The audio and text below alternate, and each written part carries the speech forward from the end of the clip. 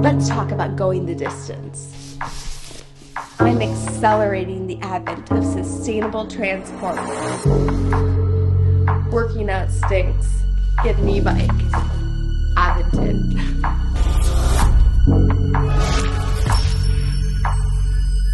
All right, seriously though, let's talk about Aventon's new electric e-bike. We have the Aventure.2.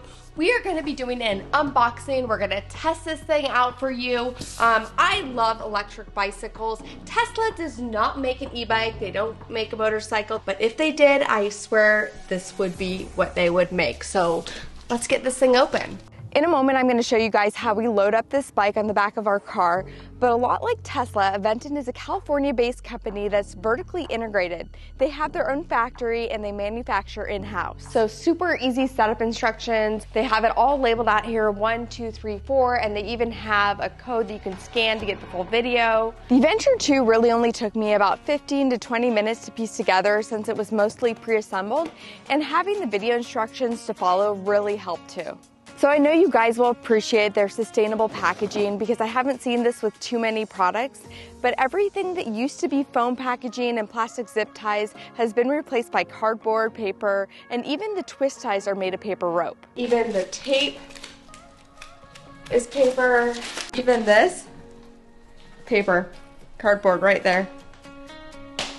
So it actually comes with all the accessories that you need to install it. It's all right in here, everything. So I'm gonna take this out, kind of put it on the side. It also comes with a removable 15 amp hour lithium ion battery pack. So this is a premium battery pack by LG and it gives you about 60 miles of range, which is honestly pretty insane for an e-bike of this caliber. It's priced just under $1,900 and in a very Tesla-like fashion, they've actually dropped prices recently with the second iteration of the Adventure bike and even added more features. So it also comes with this 48 volt, 3 amp fast charger that gives you a full charge in about 4 to 5 hours. Super easy to plug it in right here. All right, now let's skip to the fun part.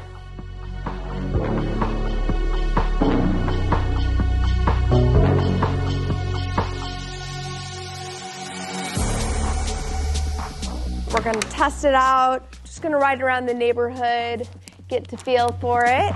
Let's do this.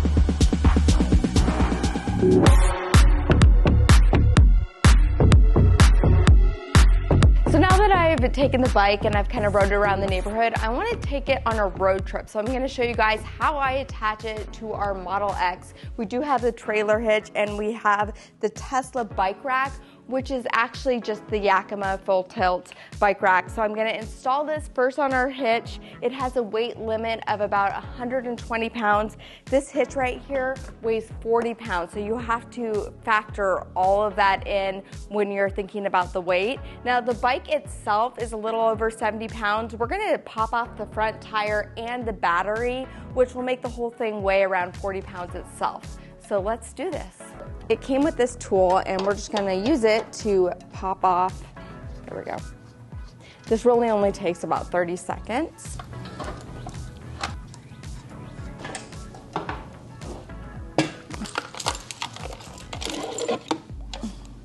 This actually took us a second to figure out, so I want to share it with you. We found this little step-through adapter on Amazon, and it is designed for e-bikes. It will hold up to 70 pounds. So now with the wheel and the battery removed, we know it's less than 70 pounds, and this will let us put it on our bike rack. So it's pretty easy. We already put these things up, but it just kind of goes here, it goes here. Now I'm going to tighten it up. So the Model X has a tow capacity of about 5,000 pounds and its vertical load capacity for our bike rack is only 120 pounds. So we decided to load up our 2 bikes for our day trip and then rent the kids' bikes at our destination. All right, so we are all loaded up. We have our Aventure.2 in the back, it's the heavier one, and then we have our Solterra 7 up front, both securely on our bike rack. And the beauty of this is that this opens up and we have the baby carrier inside the car with all the kids. So we are ready to go. We have the front tire, the baby carrier down the center, the kids, can't forget them, although sometimes I would like to. We charged our car to just about 100% and wanted to see how the efficiency would stack up with our e-bikes on the back. So our lifetime watt-hour per mile with our new Model X was right around 313 before the trip, and we're going to show you guys how the bikes impacted everything in a moment. To be completely honest with you guys, it makes me a little bit nervous having our e-bikes on the back like this, but it is within spec. We've done all the math, so we should be good.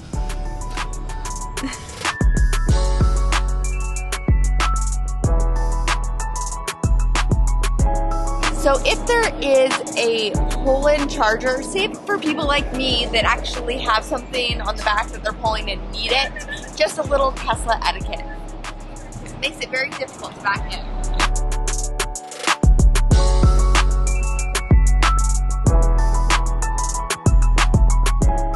All right, so we just got here. We're actually renting regular bikes for all the kids, and we're here with friends. They have e-bikes as well, but all the kids are just on regular bikes, so they're gonna have to pedal to keep up with us.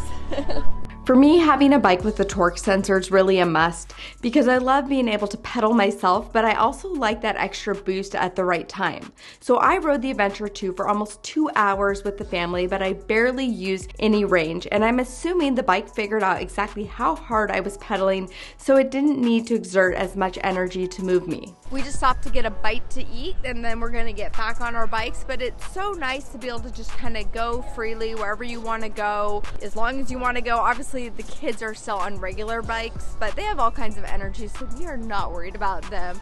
But we're having a good time, got a bite to eat, playing at the playground. So I turned my bike on eco, and I've maybe had it on level 1 assist, so I've been using it more like a regular bike, but when I have those hills, it definitely helps out quite a bit. Or if I just get tired, it kind of can assist me, but I'm still getting a little bit of a workout in, and I still feel like I'm riding a bike, which has been nice. I'm gonna continue our journey. You having fun over here, Lakin, or should I say Miss Elsa?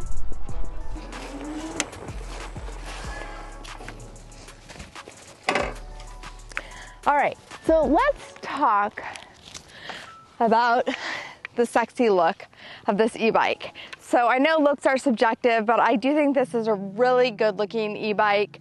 This is the slate gray. It also comes in a camouflage green, and then there's a step through version of it where it comes in a cobalt blue as well as a midnight black. So earlier I was joking when I talked about not working out because it's an e-bike. Well, the Aventure.2 actually has a torque sensor, so it makes you feel like you are going fast, but at the same time you're still contributing to the overall process, so you can pretty much control how much you want to sweat. So it's actually pretty incredible that you're getting this tech at a sub $2,000 price point. So when I'm going up this hill or on looser terrain, it helps amplify my pedaling cadence, so you get more of a natural riding experience. So what I think is really interesting, especially as an EV owner, is that the torque sensors actually help with battery efficiency. So while you're pedaling, it's measuring how hard you're pedaling, and then it determines how much power to put into the bike. So the harder you pedal, the more power that goes into the motor. So those of us Peloton fanatics know about cadence. So there are 2 basic types of pedal sensors: cadence, which measures if you are pedaling, and torque, which measures how hard you are pedaling. Also, if you do want to get a workout in, you can always ride it without the throttle. There are some places where they don't allow throttles, and it's really easy just to pop it off and ride like normal, so you can control how much you want to sweat. The motor in this bike is also pretty impressive. It is a 750 watt rear hub motor, which honestly is the perfect sweet spot for an e-bike just like this, making it plenty powerful, but it's not overwhelming with how the bike handles and distributes speed. So the LCD screen is actually really intuitive and easy to use. We have 4 levels of pedal assist. So we have Eco, Tour, Sport, and Turbo. So this is pretty cool right here. You have how much CO2 you've reduced and how many trees you've actually saved. The bike's rated for about 60 miles of range, but in real world settings, it's getting anywhere from 31 to 60 miles, and that just depends on the terrain or what speed you're going. And the throttle is right here on the left, and with the throttle alone, you can get up to about 20 miles per hour, and with pedal assist, up to 28 miles per hour. On the right, you have an 8-speed bike with a rear derailleur and hydraulic disc brakes. And we've got to talk about these tires because these 26 6x4" tires are puncture resistant and immediately make the overall ride feel super stable and rock solid. So you've got plenty of confidence riding this across almost any terrain, and the stability is pretty much the best you are going to find at this price point and style. So it can be your daily commuter, and at the same time you can get out there on all of your adventures on the weekends. When it comes to safety, the Aventure.2 actually has some pretty cool new safety features, starting with turn signals. Of course, you get brake lights and even a second brake light on the chainstays to make you more visible. So it also comes with this really cool app. We've used it in the past with our other Aventon, but it's pretty cool. You can connect with other riders on here, and it gives you all of your metrics.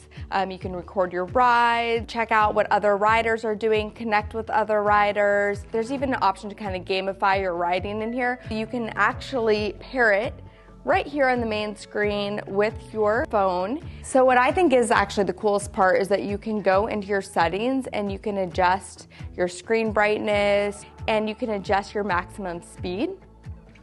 So the Aventure.2 comes classified as a Class 2 e-bike with the throttle and the pedal assist, but you can adjust that max speed right here, all kinds of different settings within the app. And also, if you're not an app person, it's not necessary to do all this. You can just ride it as normal, but it's just kind of fun to be able to mess with those settings. And you guys might have noticed that we also have this integrated 30 lux headlight right up front as well. Of course, Aventon was kind enough to sponsor this video, but honestly, their bikes are such an easy, out-of-the-box premium e-bike experience that it sort of goes back to the Tesla analogy, where once you get a Tesla, you find yourself wanting your next car to be a Tesla. That's the kind of experience that I've had with my Aventon e-bikes, having owned the Solterra 7 previous to this. So I'll link our Aventure.2 down below, so make sure you check them out for yourself. So now for that efficiency test with our Model X. The car average was about 313 watt-hours per mile without bikes on the back, and with the bikes it bumped it up to 386 watt-hours per mile. Keeping the bikes close to the car probably helped with efficiency, and we did have some mild weather this week as well. Alright, if you guys have made it this far, you probably enjoyed this video, so please do drop a like and subscribe, and again, find the Aventure.2 link down in the description below. Hope you enjoyed this video, and we'll catch you next time.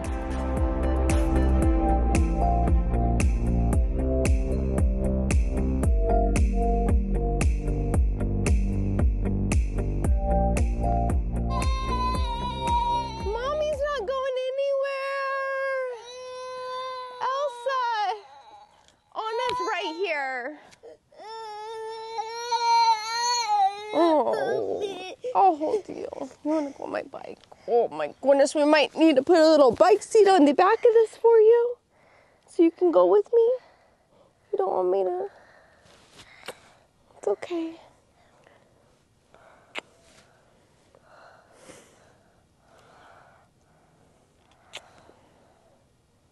It's owl.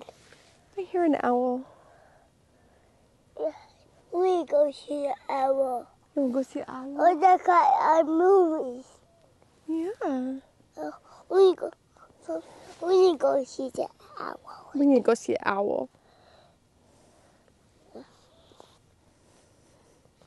We need phone on.